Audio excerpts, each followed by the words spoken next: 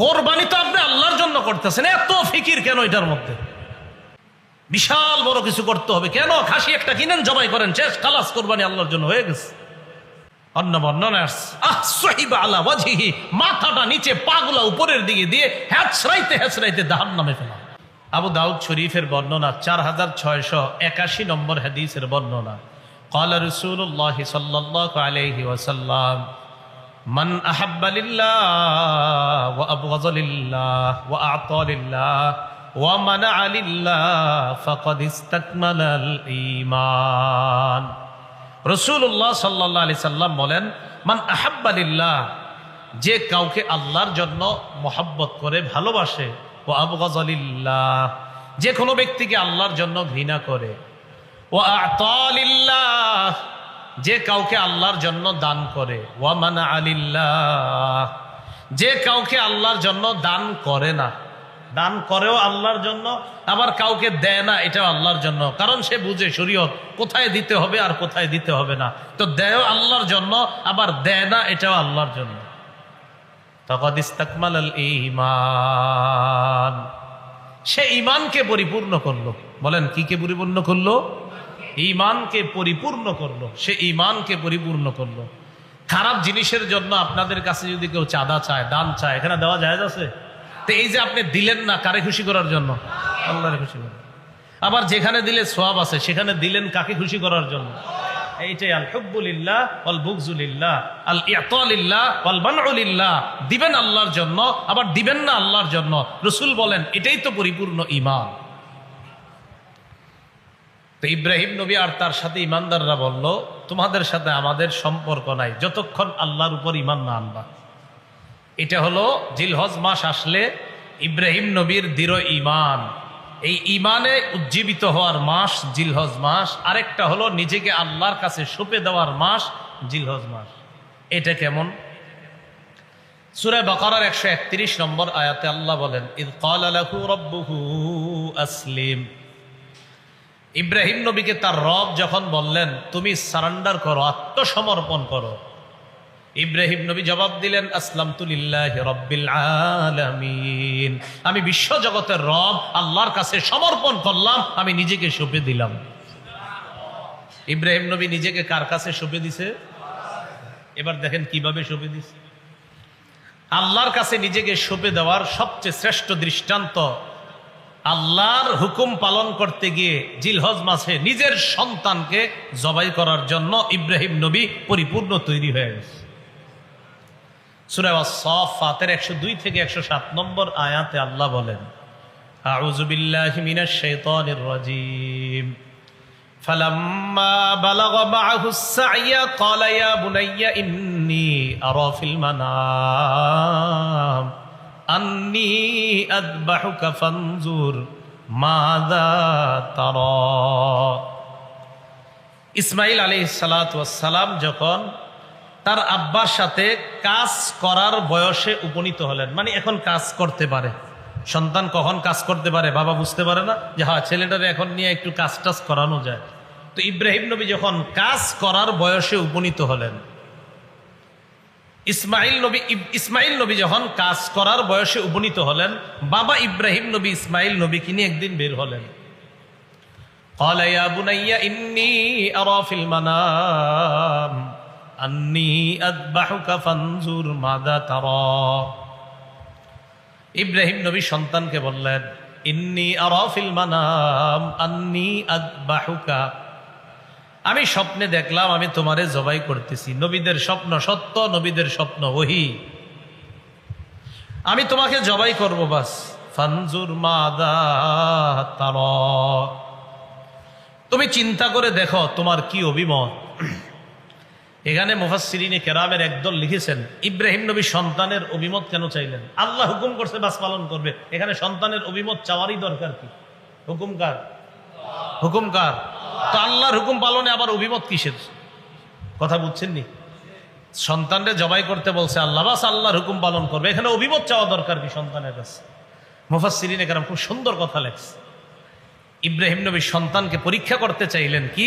প্রথমে বুঝবেন, ইসমাইল নবী জবাবে হা বলুক আর না বলুক, ইব্রাহিম নবী তো জবাই করবেনি। শুধু পরীক্ষা করতে চাইলেন, দেখি আমার সন্তান আল্লাহর হুকুম পালনে কেমন আগ্রহী, এটা পরীক্ষা করতে চাইলেন। উনি হ্যাঁ বলুক আর না বলুক, জবাই তো করবে, কারণ হুকুম কার? আল্লাহ। তো এই জন্য সন্তানকে বললেন, তোমার কি অভিমত জানাও। সন্তান জবাব দিলেন, ইয়া আবাতি ফাল মা তুমার। ক্বালা, ইসমাঈল নবী বললেন, ইয়া আবাতি ফাল মা তুমার। আব্বা, আপনাকে যেই হুকুম করা হয়েছে, যে আদেশ করা হয়েছে, আপনি পালন করেন। কিসের আবার আমার অভিমত? সাতাজিদুনি ইনশাআল্লাহু মিনাস সাবিরিন। আব্বা, আল্লাহ চাহেন তো আপনি আমাকে ধৈর্যশীলদের অন্তর্ভুক্ত পাবেন। আমি ধৈর্যশীলতার পরিচয় দিব। আমাকে জবাই করবেন, আমি এমনটা না যে পালিয়ে যাব, আমিও যথেষ্ট সহযোগিতা করব, ধৈর্যের পরিচয় দিব। আপনি আল্লাহর হুকুম পালন করেন। ফালাম্মা আসলামা ওয়া তাল্লাহু লিল জাবিন। যখন দুজন আত্মসমর্পণ করলেন আল্লাহর কাছে, আগে একজনের কথা ইব্রাহিম নবী, এখন দুইজনের কথা বলে ফেলছেন আল্লাহ। ফালাম্মা আসলামা, তারা দুইজন যখন আল্লাহর কাছে আত্মসমর্পণ করলেন, এতে বোঝা যায় যে রবের হুকুম পালন করতে বাবা যেমন 100% প্রস্তুত, সন্তানও তেমন 100% প্রস্তুত। যে আব্বা, আপনি জবাই করবেন, আপনিও যেমন আল্লাহর হুকুমে আমারে জবাই করবেন, যেমন আপনি পরিপূর্ণ তৈরি, আমিও আপনার এই জবাইয়ে সাড়া দিব, আমাকে জবাই করবেন, আমি জবাই হওয়ার জন্য পরিপূর্ণ প্রস্তুত। এই জন্য আল্লাহ বলছে আসলামা, দুজন আত্মসমর্পণ করছে, জি আল্লাহ রাজি আছি আমরা। ওয়া তাল্লাহু লিল জাবিন। ছুরি চালাইছে ইব্রাহিম আলাইহিস সালাতু ওয়াস সালাম, ছুরিও চালাইছে। ইব্রাহিম আলাইহিস সালাতু ওয়াস সালাম যখন ছুরি চালাইলেন,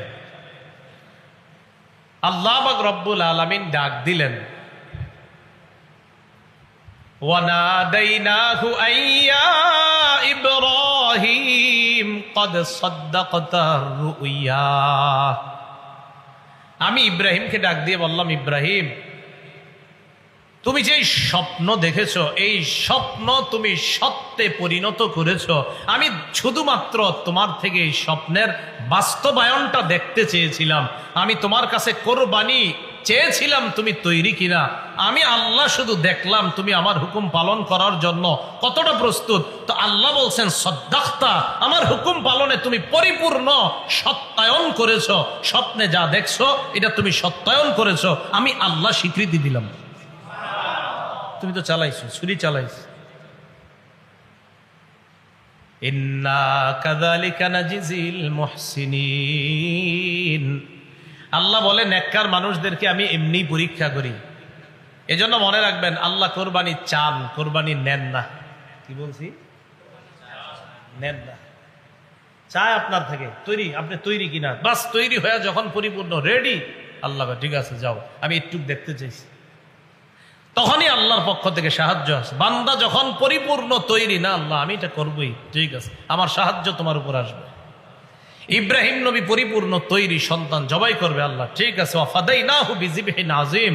আমি আল্লাহ ইসমাইলের পরিবর্তে বড় একটা প্রাণী, এর বিনিময়ে আমি আল্লাহ কোরবানির ব্যবস্থা করে দিয়েছি। বাস শুরু হয়ে গেল পশু কোরবানি করা। কি কোরবানি করা? পশু কোরবানির প্রচলন শুরু হয়ে গেল। তো জিলহজ মাসটা ইব্রাহিম নবীর মজবুত ইমান আর ইব্রাহিম নবী আল্লাহর কাছে নিজের সঁপে দেওয়ার একটা উজ্জীবিত হওয়ার মাস হলো জিলহজ মাস। এই মাস আসলে আমাদের এটা মনে পড়ে যে আল্লাহর কাছে নিজেকে সঁপে দিতে হবে, ইমান মজবুত করা, এটা তো সব সময় দরকার। বাকি এই মাসে ইব্রাহিম নবীর ওই সঁপে দেওয়া আমাদেরকে এটা মনে করিয়ে দেয় যিনি এই মাসে তিনি সবচেয়ে বেশি পরীক্ষার সম্মুখীন হয়েছেন। কঠিন পরীক্ষা, যেটা বাবা তার আপন সন্তানকে জবাই করা, এটা পৃথিবীর কত বড় ধরনের পরীক্ষা, এটা শুধু বাবা বুঝবে, যে বাবা তার সন্তানের গলায় ছুরি ধরতে পারে। এরপর থেকে পশু জবাইয়ের প্রচলন শুরু হলো। জিলহজ মাসের আরেকটা বৈশিষ্ট্য, জিলহজ মাস আসলে আমরা যে সমস্ত কাজ কার জন্য করি বলেন তো? বলেন বলেন কার জন্য? এটা তো সব সময় করতে হবে, বাকি জিলহজ মাস আমাদেরকে এটা বেশি মনে করায় দেয়, শোনো তুমি সব আল্লাহর জন্য করবা, এটা জিলহজ আমাদেরকে মনে করায়। যেমন হাজি সাহেবরা ইনশাল্লাহ এবছর যারা হজ করবে, তো তারা কাবার সামনে দাঁড়াবে, দাঁড়িয়ে বলবে লাব্বাইক আল্লাহুম্মা লাব্বাইক লা শারীকা লাকা লাব্বাইক, আল্লাহুম্মা হে আল্লাহ, লাব্বাইক আমি হাজির, লা শারীকা লাকা লাব্বাইক আপনার কোনো অংশীদারিত্ব নাই, আমি হাজির, ইন্নাল হামদা সমস্ত প্রশংসা, ওয়ান নি'মাতা সমস্ত নেয়ামত, লাকা আপনার, ওয়াল মুলকা সমস্ত রাজত্ব আপনার, লা শারীকা লাকা লাব্বাইক আল্লাহ আপনার কোনো অংশীদারিত্ব নাই, আপনার সাথে কোনো শরীক নাই, আমি আল্লাহ হাজির আছি এখানে। হাজি সাহেব জিলহজ মাসে আল্লাহর কাছে টাকা পয়সা জানমাল সব খরচ করে গিয়ে আল্লাহর কাছে বলতে, আল্লাহর কাছে এটা বলে 4 দিন পর 3 দিন পর্যন্ত আপনার কি পরিমাণ মেহনত করে দেখেন, এইভাবে আগে পরে এদিকে সেখানে এখানে মেহনত করতে করতে শুধু বুঝায় কোথায় শরীরে আপনার ময়লা লাগতেছে, বালু লাগতেছে, পা গরমে কি পরিমাণ গরমের মধ্যে হাঁটতেছে, কিন্তু হাজি বুঝাইতেছে আমার এই হাঁটা, আমার এই ওঠা, আমার এই বসা, কাবার সামনে আমার উপস্থিত হওয়া, আরাফায় যাওয়া, মুজদালিফায় যাওয়া, মিনায় যাওয়া, মাবুদ আমি সব তোমার জন্য করতেছি। কিন্তু আপনি যদি এমনি চিন্তা করেন, আচ্ছা আরাফায় গিয়ে কি করে, কয় উকুফ, সেখানে অবস্থান করে, তো অবস্থান কি, অবস্থান কি মানে আমার রব বলছে এটা, বাস এটা করতে হবে, বাস এটাই তো রবের জন্য করা। মুজদালিফায় কি, যে সেখানেও যেতে হবে, এরকম কিছু নিয়ম কানুন পালন করতেও কি না, এটা রবের হুকুম, সেখানে যাব আমরা, গিয়ে এই কাজগুলা করব, এটাই তো রবের জন্য যে বান্দা সব করে, এই হজ সবচেয়ে বেশি প্রমাণ হয়। ওখানে গিয়ে দেখবেন কি, ওখানে হাজি সাহেব অবস্থান করতে হবে, কি অবস্থান বাস করছে, হয়ে গেল, এটাই হজ, আল্লাহর হুকুম বাস পালন করা, এটাই হাজি সাহেব সেখানে গিয়ে করতেছে, কারণ আমার রবের হুকুম, রব বলছে আমার পালন করতে হবে, এখানে আমার যুক্তি খাটানোর কোনো প্রয়োজন নেই, হুকুম কার? আল্লাহর। বাস। তো জিলহজ মাসে আমি যে সব আল্লাহর জন্য করি এটা মনে করায় দেয়। সূরা আলী ইমরানের 97 নম্বর আয়াতে আল্লাহ বলেন, ওয়ালিল্লাহি আলান নাসি হিজ্জুল বাইতি মান ইসতাতা ইলাইহি সাবিলা, যারা আল্লাহর ঘর পর্যন্ত যাওয়ার সামর্থ্য রাখে, এই পরিমাণ টাকা পয়সা যাদের কাছে আছে, তাদের জন্য ফরজ হয়ে যায় আল্লাহর ঘরে গিয়ে উপস্থিত হওয়া, এটা তাদের জন্য ফরজ হয়ে যায়। তো জিলহজ মাসে আল্লাহর জন্য হজ করা, জিলহজ মাসে কোরবানির দিন বান্দা যখন পশু জবাই করে তখন একটা দোয়া পড়ে, কি দোয়াটা? ইন্না সলাতি ওয়া নুসুকি ওয়া মাহইয়ায়া ওয়া মামাতি লিল্লাহি রাব্বিল আলামিন লা শারীকা লাহু ওয়া বিযালিকা উমিরতু ওয়া আনা মিনাল মুসলিমিন। এটা সূরা আনামের 162-163 নম্বর আয়াত আর কি। আল্লাহ বলেন, কুল নবী আপনি বলেন, ইন্না সলাতি আমার নামাজ, ওয়া নুসুকি আমার কুরবানি, আমার ইবাদত, ওয়া মাহইয়ায়া আমার জীবন, ওয়া মামাতি আমার মরণ, লিল্লাহ আল্লাহর জন্য।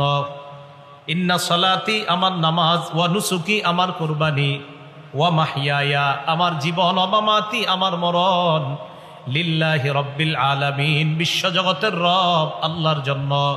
লা শারীকা লা তার কোনো শরীক নাই। ওয়া বিযালিকা উমিরতু এই ব্যাপারে আমাকে আদেশ করা হয়েছে। ওয়া আনা মিনাল মুসলিমিন আর আমি মুসলমানের অন্তর্ভুক্ত। মুসলমান মানে আত্মসমর্পণকারীদের অন্তর্ভুক্ত। আমি আল্লাহর কাছে আত্মসমর্পণ করে আল্লাহর জন্য পশু কোরবানি করি। জিলহজ মাস আমারে মনে করায় আমার নামাজ আল্লাহর, আমার জাকাত আল্লাহর, আমার হজ আল্লাহর, আমার কোরবানি আল্লাহর। তো অন্যান্য মাসে সবই তো আল্লাহর জন্য করি, বাকি জিলহজ মাস এটা বেশি স্মরণ করিয়ে দেয়, কারণ এই মাসে একটা ইবাদত করতে গিয়ে এমন একটা দোয়া আমরা পড়ি যেই দোয়ার মধ্যে আছে আমার নামাজ আল্লাহর, আমার কোরবানি আল্লাহর, আমার জীবন আল্লাহর, আমার মরণ আল্লাহর। এটা জিলহজ মাসের 10 তারিখে কত হুজুররা এই দোয়াটা পড়বে, আপনারা যারা কোরবানি করবেন তারাও পড়বেন। এটা জিলহজ মাসে এই বিষয়টা আমাদেরকে আরেকটা মনে করায় যে আমার সমস্ত আমলের নিয়তটা যেন পরিশুদ্ধ হয়, এটা আমাকে জিলহজ মাস মনে করায়। কি শুদ্ধ হয় বলেন তো? সবাই বলেন কি? নিয়তের সম্পর্ক কলবের সাথে। বলেন নিয়তের সম্পর্ক কোথায়? সূরা হজের মধ্যে আল্লাহ বলেন, 38 নম্বর আয়াতে আল্লাহ বলেন, লা ইয়ানালাল্লাহু লুহুমুহা ওয়ালা দিমাউহা ওয়ালাকিন ইয়ানালুহুত তাকওয়া মিনকুম। লা ইয়ানালাল্লাহু লুহুমুহা, আল্লাহর কাছে পৌঁছে না লুহুমুহা, পশুর গোশত, ওয়ালা দিমাউহা, রক্ত পৌঁছে না, ওয়ালাকিন ইয়ানালুহুত তাকওয়া মিনকুম, তোমাদের মধ্যে কাদের তাকওয়া আছে এই তাকওয়া আল্লাহর কাছে পৌঁছে যায়। বলেন কোরবানি করি কার জন্য? গোশত খাই কারা? আমরা। বলেন কারা? কি আশ্চর্যের ব্যাপার! আল্লাহর জন্য পশু জবাই করলাম, যার জন্য পশু জবাই করলাম তিনি আমাদেরকে ওই পশুর গোশত দিয়ে মেহমানদারির ব্যবস্থা করে দিয়েছেন। পশু আল্লাহর জন্য করছি না জবাই, তো খাই তো আমরাই। আরে কারা খায়? এটাই তো আল্লাহর অনুগ্রহ আমাদের প্রতি। যার জন্য জবাই করলাম তিনি আমাদেরকে এই খাদ্য দিয়ে দিচ্ছেন, নাও নাও তোমরা খাও, তোমাদের এই গোশত রক্ত তো আমার কাছে আসবে না, আমি দেখি তোমাদের তাকওয়া এইটা যদি আসে বাস তোমাদের কোরবানি কবুল হবে, এই খাওয়াও সব কবুল হয়ে যাবে। কিন্তু ওইটা যদি না আসে কোরবানিটাই কবুল হবে না।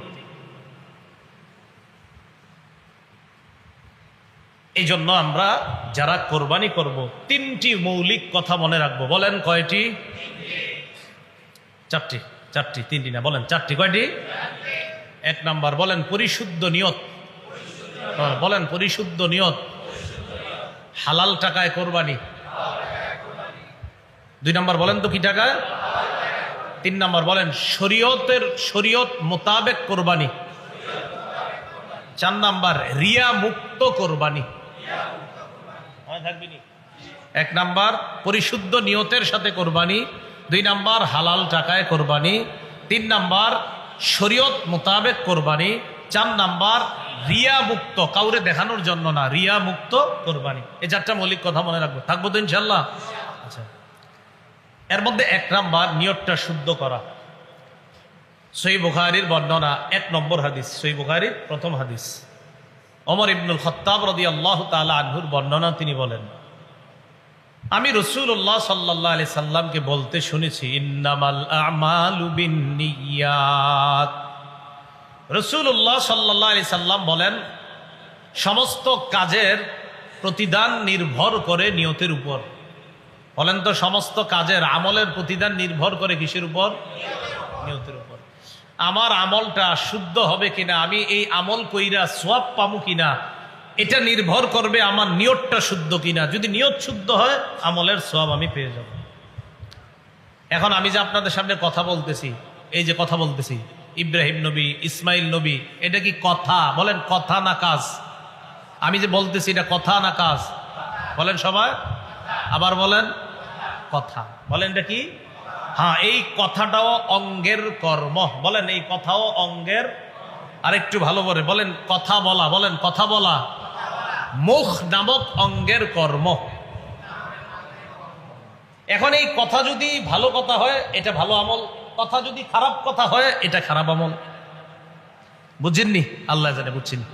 সত্য কথা এটা মুখের ভালো কাজ, মিথ্যা কথা এটা মুখের মন্দ কাজ।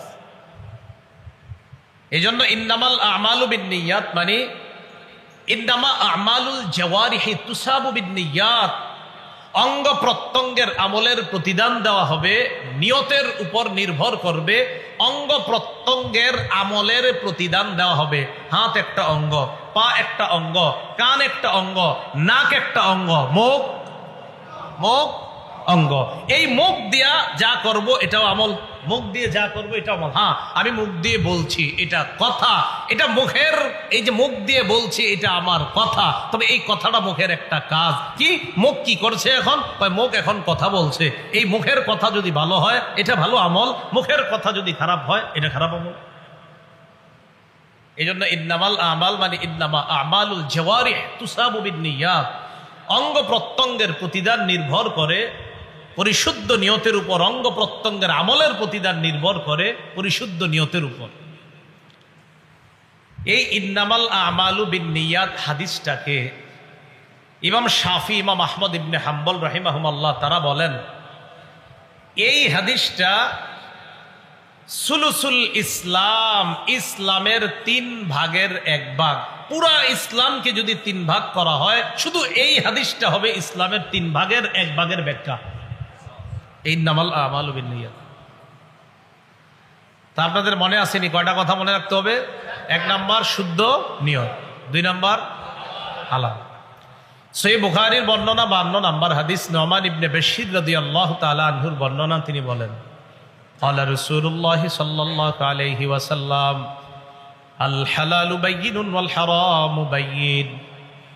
রাসূলুল্লাহ সাল্লাল্লাহু আলাইহি সাল্লাম বলেন, হালাল স্পষ্ট, হারাম স্পষ্ট। ওয়া বাইনাহুমা মুশাব্বাহাত ওয়া ফি নুসখা ওয়া বাইনাহুমা মুশতাবিহাত। হালাল স্পষ্ট, হারাম স্পষ্ট, এই দুইটার মাঝে কিছু বিষয় আছে অস্পষ্ট। ফামানিত্তাকাল মুশাব্বাহাত ওয়া ফি নুসখা ফামানিত্তাকাল মুশতাবিহাত। কোন ব্যক্তি যদি সন্দেহযুক্ত জিনিস থেকে বাঁচে, ফাকাদ ইস্তাবরা লিদীনিহি ওয়া ইরজিহি, ওই ব্যক্তি তার ধর্ম এবং তার মর্যাদা হেফাজত করে নেয়। যেই ব্যক্তি সন্দেহযুক্ত জিনিস থেকে বাঁচে, সে তার ধর্মকে রক্ষা করলো, তার মর্যাদাকে রক্ষা করলো। এখন আপনাদের কমন প্রশ্ন, হুজুর আমরা 3 জন শরীক, এর মধ্যে ওই উত্তর পাড়ার আব্দুর রহিমের টাকাটা একটু সন্দেহ লাগে আমার কাছে। তো সন্দেহ লাগলে এরা নিচ্ছেন কেন? শরিকানার একজনকে সন্দেহ লাগলে এরে নিতেছেন কেন? কথার কথা সন্দেহের মধ্যে 2টা দিক। হুজুর হালালও হতে পারে, হারামও হতে পারে। আল্লাহ না করেন যদি হারাম হয়, তা তো সবার কোরবানি বাতিল। আর হালাল হলে ঠিক আছে। তো এখন কথা হলো সন্দেহ যেহেতু, এটা করেন না আপনি। এই জন্য মাথায় রাখবেন, সন্দেহযুক্ত জিনিস থেকে বাঁচলে মাসালাও জিজ্ঞাসা করা লাগে না। এটা কিভাবে আমি প্রায় সময় বলি, 2টা ধান ক্ষেত, এই ধান ক্ষেতের মাঝখান দিয়ে একটা ছোট্ট আইল আছে, 2 পাশে 2টা রাস্তা আছে। এই 2 রাস্তা দিয়ে আপনি সহজে রাস্তা পার হতে পারবেন, আবার ধান ক্ষেত 2টার মাঝখানে ছোট্ট আইল দিয়েও পার হতে পারবেন। আপনার উচিত হলো 2 পাশে 2টা বড় রাস্তা আছে, এগুলো দিয়ে চলে যাওয়া। আপনি এটা না কইরা ধান ক্ষেত 2টার মাঝখান দিয়ে ছোট্ট একটা আইল, যে আইল দিয়ে চলার সময় 2 পাশের ধান ক্ষেতের ধান আপনার জামার মধ্যে লাগে কিনা? আপনি ওই পাশে রাস্তায় উঠছেন গিয়ে, এখন আপনার জামায় 12, 13, 20টা ধান 2 ক্ষেত থেকে লেগে গেছে। এখন মাদ্রাসায় ফোন দিছেন কুমিল্লা, ফোন দিয়ে মুফতি সাহেবকে জিজ্ঞাসা করলেন, হুজুর এরকম আমি আরেক 2 জনের ধান ক্ষেতের মাঝখান দিয়ে আসছি, আসার সময় আমার জামার মধ্যে কিছু ধান লেগে গেছে, এখন কি করা? তো যদিও মুফতি সাহেব ফতুয়া দিয়ে দিবে যে এটা তো তোমার অনিচ্ছায়, রাস্তা দিয়ে আসার সময় 2-4টা ধান লাগতেই পারে। এখন আমার কথা হইল, আপনি এই মাসালাটা দরকার হইল কেন? এটা কোন হ্যাঁ, আপনি ইন্দে যাইতে গেছি, আপনি মাঝখান দিয়া যাওয়ার কারণেই তো এই মাসালার জন্য ফোন দেওয়া দরকার। এই জন্য আমি বলি, সন্দেহযুক্ত জিনিস থেকে যারা বাঁচে ওদের মাসালার দরকার হয় না জীবনে। হারাম তো আপনারা সবাই চিনেন, হারাম কোনটা, হালাল কোনটা মাশাআল্লাহ কম বেশি সবাই জানে। কিন্তু সন্দেহযুক্ত জিনিসগুলা মানুষ যখন করে, তখন এই ফোন দেয় কুমিল্লা মাদ্রাসা, বিভিন্ন মাদ্রাসা, হুজুর একটু ঝামেলা, কি এই বিষয়টা একটু খটকা, কি করতে পারি? তো আমার কথা হলো, আপনি যেটা সন্দেহ এটা গেলেন কেন? 2 পাশে 2টা সুন্দর রাস্তা থিয়া মাঝখান দিয়ে আপনারা হাঁটতে গেছি, কি এটা কোন? 2-4টা ধান যদিও লাগলে আপনি মাফ, মুফতি সাহেবরা ফতুয়া দিবে, এটা সমস্যা নাই। কিন্তু আমার কথা হলো, মাসালাটার দরকার হইল কেন? ইন্দে কেন হাঁটলেন সেটা বলেন। এই জন্য রাসূলুল্লাহ সাল্লাল্লাহু আলাইহি ওয়াসাল্লাম বলেন, সন্দেহযুক্ত জিনিস থেকে বাঁচলে সে তার ধর্ম, তার মর্যাদা রক্ষা করলো। আল্লাহ বুঝার তৌফিক দান করেন। তো হারাম টাকায় কোনো শরীককে তো নিবিনি না কোরবানিতে, কিন্তু সন্দেহ যদি থাকে, আমি বলবো সন্দেহ থাকলে তার থেকেও দূরে থাকেন। আর আপনাদের উচিত হলো, যদি পারেন, সামর্থ্য থাকলে একা দেন। একা দিলে, হালালটা দিলে আপনারটাই দিছেন, হারামটা দিলে আপনি দিছেন, হ্যাঁ ঝামেলা নাই। আপনি জানেন কি দিছেন না দিছেন। শরিকানা যখন নিবেন, হ্যাঁ নিলে বুঝে শুনে। এই জন্য আপন 3 ভাই, আপন 4 ভাই, আপন 2 ভাই দিলে এটা খুব ভালো। কারণ আপন 3 ভাই যখন একসাথে দেয় কোরবানি, 3 ভাই জানে আমরা 3 ভাই কি কামাই করি না করি, তখন তাদের মাঝে এই সন্দেহগুলা কাজ করে কম, হারামের বিষয়টা, এই ঝামেলাটা কম আসে। কিন্তু যখনই আপনি অন্য কাউকে নিতে যাবেন, তখন এলাকার 5-6 জন বলবে, কিরে কারে নিলি কোরবানিতে, কেন জানোস না ওর সমস্যা আছে? এই তো আপনার ভিতরে শুরু হয়ে গেল ঝামেলা, হয় কিনা বলেন বিষয়গুলা? তো এই জন্য সন্দেহ যেখানে আছে, এখান থেকে আমরা বেঁচে থাকবো। আল্লাহ কথাগুলা বোঝার তৌফিক দান করেন।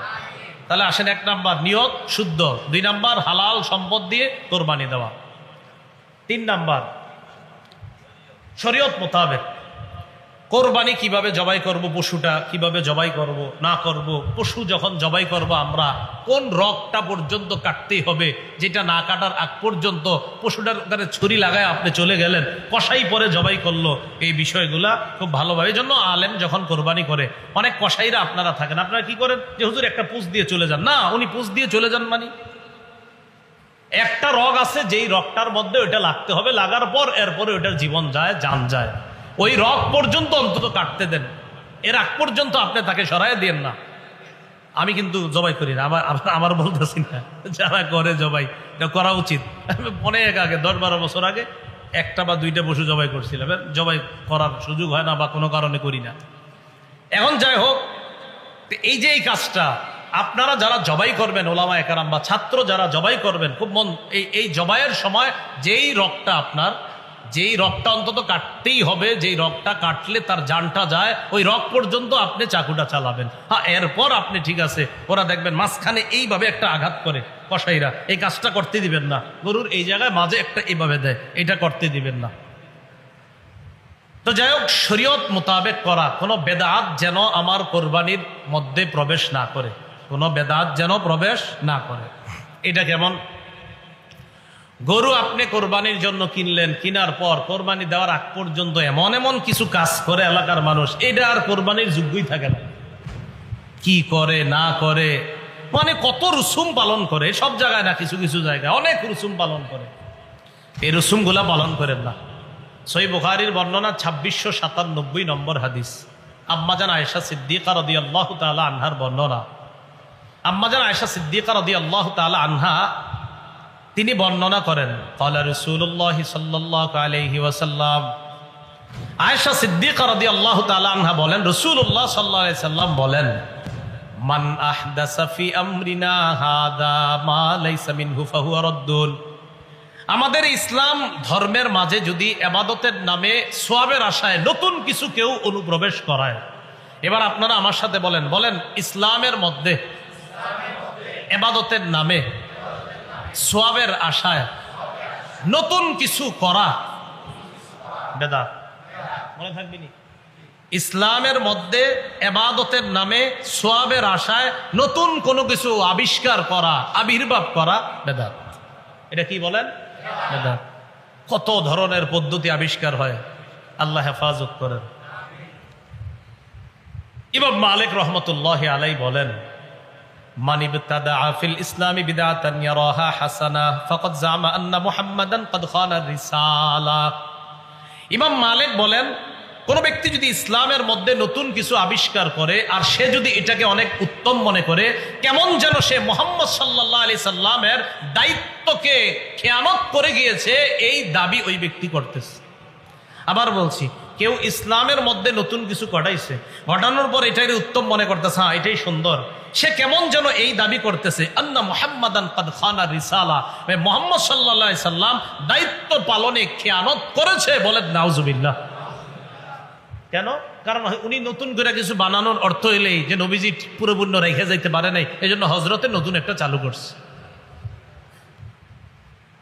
এই জন্য রাসূলুল্লাহ সাল্লাল্লাহু আলাইহি সাল্লাম বলেন, আনা ফারাতুকুম আলাল হাউজ, আমি হাউজে কাউসারের পারে দাঁড়িয়ে থাকবো তোমাদেরকে পানি পান করানোর জন্য। মান মাররা আলাইয়া শারিবা, আমার সামনে দিয়ে যে অতিক্রম করবে সে হাউজে কাউসারের পানি পান করবে।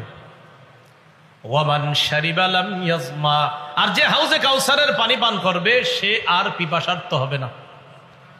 তাহলে নিয়ম কি জানলাম? হাউজে কাউসারের সামনে দিয়ে যে যাবে সেই পানি পান করবে, আর যে পানি পান করবে সে জান্নাতে যাওয়ার আগে আর পিপাসা লাগবে না, কিয়ামতের মাঠে কষ্ট হবে না। সুম্মা লা ইয়ারিদান্না আলাইয়া আকওয়ামুন ইয়ারিফুনানি ওয়া আনা আরিফুহুম ওয়া ইয়ারিফুনানি। এরপর আমার সামনে দিয়ে একদল মানুষ যাবে যাদেরকে আমি চিনি, যারা আমাকে চিনে, আমি তাদেরকে পানি পান করাইতে চাইবো যখন, ইউহালু বাইনি ওয়া বাইনাহুম, আমার মাঝে আর তাদের মাঝে একটা প্রতিবন্ধকতা সৃষ্টি করা হবে। আমি বলবো, আল্লাহ ইন্নাহুম মিন উম্মতি, তারা তো আমার উম্মত, আমার উম্মত আর আমার মাঝে কেন প্রতিবন্ধকতা সৃষ্টি করা হলো? তাদেরকে তো আমি পানি পান করাইতে চাই। নবীর সামনে দিয়ে যে যায় তাই বাণীবান করে, কিন্তু একদল আসার পর নবীর মাঝে আর তাদের মাঝে পর্দা দেওয়া হয়। আল্লাহর পক্ষ থেকে জবাব দেওয়া হবে, ইন্নাকা লা তাদরি মা আহদাসু বা'দাক।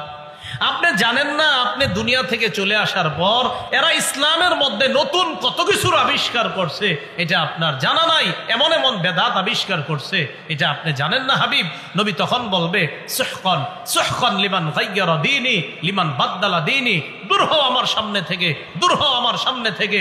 আমার শরীয়ত, আমি রেখে আসলাম যে শরীয়ত, এই শরীয়ত যে পরিবর্তন করছে সে আমার সামনে থাকা দরকার নাই। পানি পান করানো তো দূরের কথা, রাসূল বলবে, দূর হও, কিসের পানি পান। মনে রাখবেন, বেদাতীদের সবচেয়ে বড় দলিল জাল, আর যত কিছু জাল বর্ণনা, সবচেয়ে বড় দলিল দেয় জাল বর্ণনা দিয়ে। কি বর্ণনা দিয়ে? যত জাল বর্ণনা আছে এইগুলার দলিল হিসাবে পেশ করে বিভিন্ন রুসুমাত আবিষ্কার করে। আমি কিন্তু কোনো রুসুমাতের নাম বলি নাই, বলি নাই, কিন্তু খালি বলছি যে যারা বেদাত আবিষ্কার করে তাদের প্রধান দলিল থাকে জাল। কি দলিল থাকে? জাল। এখন দেখেন, এই কথা ওই ব্যক্তি তার গায়ে নিবে যে জাল বর্ণনা করে। বুঝেন নাই? আমার এই কথাটা ওই ব্যক্তি তার গায়ে নিবে যে জাল বর্ণনা করে, আর যে জাল বর্ণনা করে না তিনি গায়ে নিবে না। তো দেখবেন, আমি যে বক্তব্যটা দিলাম এই জায়গাটা, যে বেদাতি যারা নতুন বেদাত চালু করে এদের মূল দলিল হয় জাল বর্ণনা। এরা বলবে, হ্যাঁ সে কিভাবে বললো? আরে আমি কি আপনারে বলছি কেন? আপনি কি জাল বলেন? যদি কয় হ্যাঁ, তাহলে তো আপনাকেই বলছি। যদি বলেন না, তো আপনাকে বলি নাই। আমি মাথা রাখবেন কথা। আমি বললাম জাল প্রধান দলিল হয়, বেদাতীদের প্রধান দলিল হয় যত জাল বর্ণনা। এবং আমি কিছু কিতাব বলে দিতে পারবো, এই কিতাবগুলো পড়ে পড়ে এই জাল বর্ণনাগুলো দেয়। এর মধ্যে একটা জাল বর্ণনার অনেকগুলা জাল বর্ণনা, একদম জাল বর্ণনায় ভরা জাল বর্ণনা এমন কিছু কিতাব আছে। এর মধ্যে একটা বড় কিতাব আছে নাম নি'মাতুল কুবরা। এত জাল বর্ণনা এটার মধ্যে। এমন বলতে পারেন, হ্যাঁ আপনি এটা বললেন, আপনি কি জাল বলেন? যদি বলেন হ্যাঁ, তো আপনারই বলছি। যদি বলেন না, তো আপনাকে বলি নেই।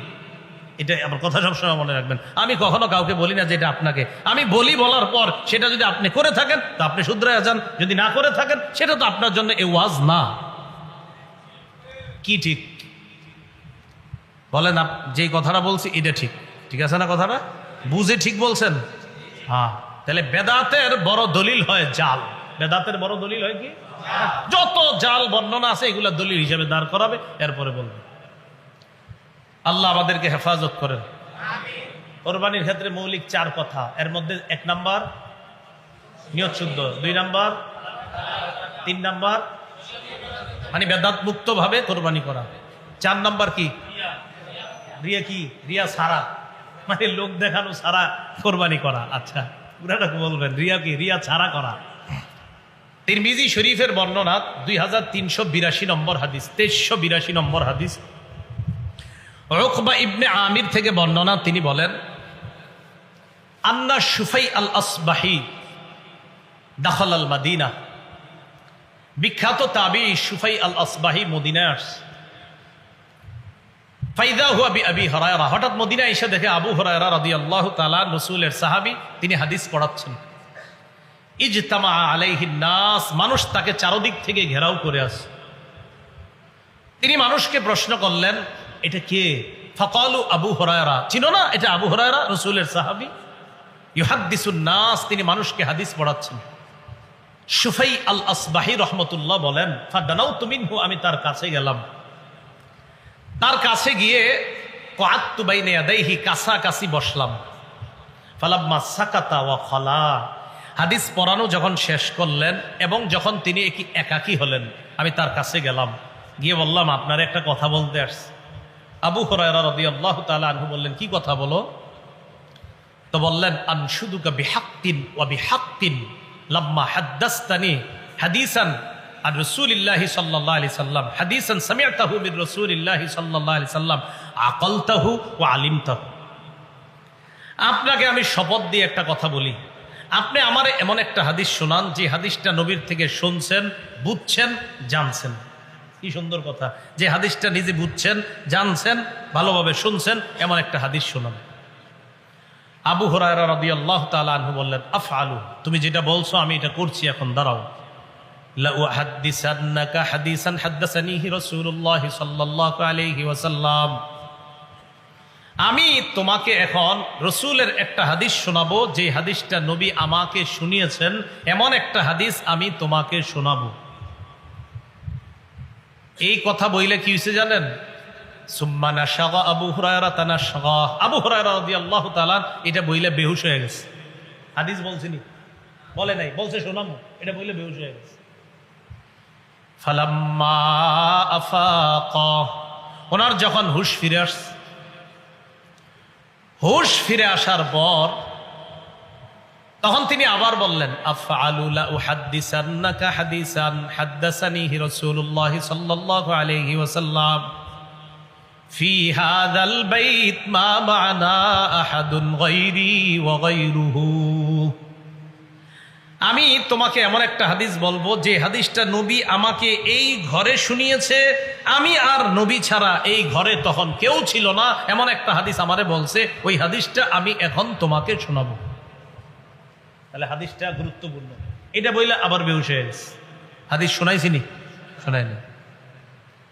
ফালাম্মা আফাকা, আবার যখন হুশ ফিরে আসছে, ফাকালা আবু হুরায়রা রাদিয়াল্লাহু তাআলা আন, আবু হুরায়রা রাদিয়াল্লাহু তাআলা আনহু বললেন, লা উহাদ্দিসান্নাকা হাদিসান হাদ্দাসানিহি রাসূলুল্লাহ সাল্লাল্লাহু আলাইহি ওয়াসাল্লাম আনা ওয়া হুয়া ফি হাযাল বাইত মা মা'না আহাদুন গায়রি ওয়া গায়রুহু। আমি তোমাকে এমন একটা হাদিস শোনাবো যে হাদিসটা আল্লাহ নবী আমাকে এই ঘরের মধ্যে বলছে, আমি আর নবী ছাড়া কেউ ছিল না। সুম্মা নাশাগা আবু হুরায়রা নাশগাতান উখরা, আবার বেহুশ হয়ে গেছে। কয়বার? ফালাম্মা আফাকা, আবার হুশ ফিরে আসছে। হুশ ফিরে আসার পর সুফাই আল আসবাহি বললেন, হাদ্দিসনি হাদিসা, এমন একটা হাদিস বলেন যে হাদিসটা আপনি শুনেছেন, বুঝেছেন, জেনেছেন। আবু হুরায়রা বললেন, লা উহাদ্দিসান্নাকা হাদিসান হাদ্দাসানিহি রাসূলুল্লাহ সাল্লাল্লাহু আলাইহি ওয়াসাল্লাম ফি হাযাল বাইতি ফি মাকামি হাযা, এই ঘরে এই স্থানে নবী আমারে হাদিসটা বলছে, এখনই তোমাকে শোনাবো। এটা বইলে আবার বেহুশ হয়ে গেছে। আবার হলো চারবার। বোঝা যাচ্ছে গুরুত্বপূর্ণ কথা, এই জন্য বেহুশ হয়ে যেতেছে। এরপর ওনার হুশ ফিরে আসার পর ওই বর্ণনা, মানে যিনি হাদিস শুনতে চাইতেছে তিনি বলেন, সুম্মা মালা খাররান আলা ওয়াজহিহি। এবার আবু হুরায়রা রাদিয়াল্লাহু তাআলা আন এইভাবে চেহারার উপর এইভাবে আপনি বেহুশ হয়ে পুরো যাবে, আমি কি করলাম, তাড়াতাড়ি গিয়ে ধরলাম, ধইরা আমার সাথে ট্যাক লাগায় বসায় রাখছি, বসায় বললাম, আমার মেহেরবানি করে হাদিসটা শোনান, আপনি বারবার বেহুশ হচ্ছেন কেন, এটা কি হাদিস? তখন আবু হুরায়রা রাদিয়াল্লাহু তাআলা আনহু বললেন যে আল্লাহ পাক রব্বুল আলামিন যখন কিয়ামতের ময়দান কায়েম করবেন, বান্দাদের বিচার ব্যবস্থা যখন আল্লাহ শুরু করবেন, আউয়ালু মান ইয়াদউ বিহি, সর্বপ্রথম আল্লাহ ডাকবেন এমন তিন ব্যক্তি, ডাকবে তো অনেক, এমন তিন ব্যক্তি, এর মধ্যে একজন রাজুলুন জামাআল কুরআন, যে ব্যক্তি কোরআন জমা করেছে, মানে আলেম হইছে, তাকে ডাকবে প্রথম। দুই নাম্বার ওয়া রাজুলুন সাহিবুল মাল, টাকা পয়সাওয়ালা, দান করছে দুনিয়াতে, ডাকবে। ওয়া রাজুলুন কুতিলা ফি সাবিলিল্লাহ, আরেক ব্যক্তি যে আল্লাহর রাস্তায় শহীদ হয়েছে, এমন তিনজনকে ডাকবেন। ডাকার পর আলেমকে আল্লাহ বলবেন, আমি তোমাকে ওই জিনিস শিক্ষা দিলাম, আল্লামতুকা আলা মা আনজালতু আলা রাসূলি, আল্লামতুকা মা আনজালতু আলা রাসূলি, আমি আমার নবীর উপর যা নাজিল করলাম এই বিদ্যা আমি তোমাকে শিক্ষা দিলাম। ফামাদা আমিলতা ফিমা উল্লিমতা, যা জানছো জানা অনুযায়ী কেমন আমল করলা? জবাব দিবে, আকুমু বিহি আনা আল-লাইলি ওয়া আনা আন-নাহার, সকাল সন্ধ্যা আমল করছে। আল্লাহ বলবে, না, মিথ্যা কথা, কাযাবতা, তুমি মিথ্যা বলছো। তুমি কি বলছো? মিথ্যা বলছো। লিউকাল, তোমারে যেন বলা হয়, ইন্নাহু কারিউন, ওমকে বড় কারি, ওমকে বড় আল্লামা, ওমকে বড় আলেম, ওমকে বড় শেখুল হাদিস, ওমকে বড় মুফতি, ওমকে বড় মুহাদ্দিস, তুমি এই কারণে এলেম শিখছো। এটা আল্লাহ বলার পর ওয়াতাকুলু লাহুল মালাইকা কাযাবতা, আল্লাহ ফেরেশতারা আল্লাহর কথা সমর্থন করে ওই বান্দারে বলবে, হ্যাঁ তুমি মিথ্যা বলছো। প্রথমে আল্লাহ বলবে তুমি মিথ্যা বলছো, ফেরেশতারা বলবে হ্যাঁ তুমি মিথ্যাবাদী। তুমি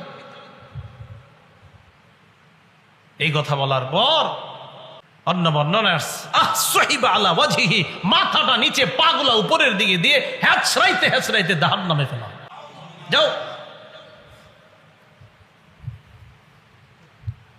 তুমি কি কারণে এলেম শিখছো?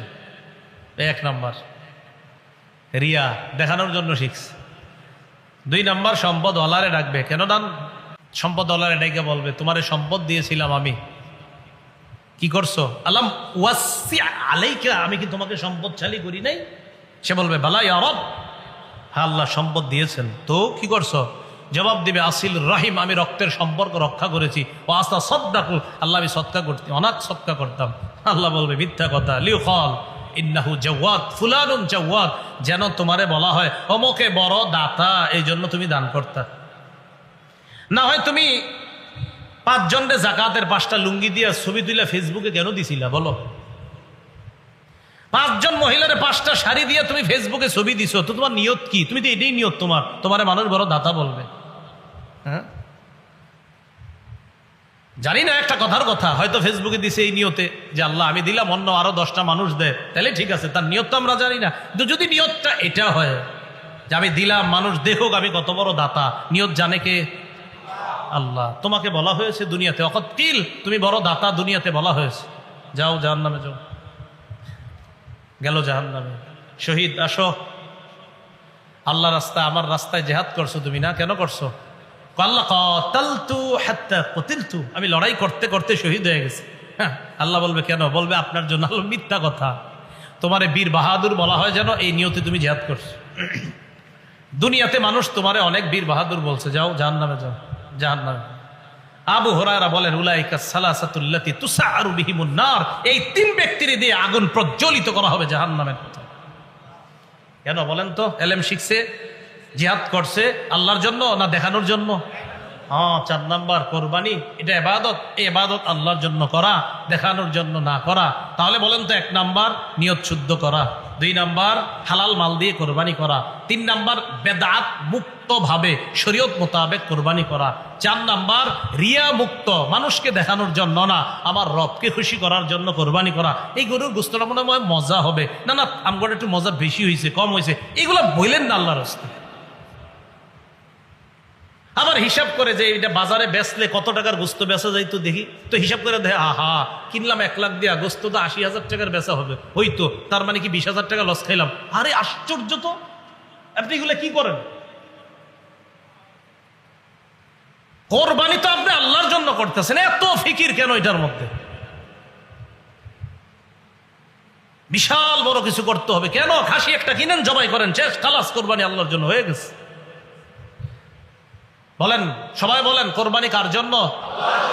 আল্লাহ কিছু যদি খাইতে দেয় খাবো, আল্লাহ তৌফিকে রিজিকে রাখলে খাবো, রিজিকে না রাখলে খাবো না। আমার মাকসাদ আমি পশু জবাই করছি আল্লাহর জন্য, রিজিকে থাকলে খাবো ইনশাআল্লাহ। এটা খাওয়ার আগেও তো মরে যেতে পারি, আমি কোরবানি দেওয়ার একটু পরেও মরতে পারি গোস্ত খাওয়ার আগে। আমার মাকসাদ গোস্ত খাওয়া ছিল না, আমার রব মায়া করে গোস্ত আমারে খাওয়ায়।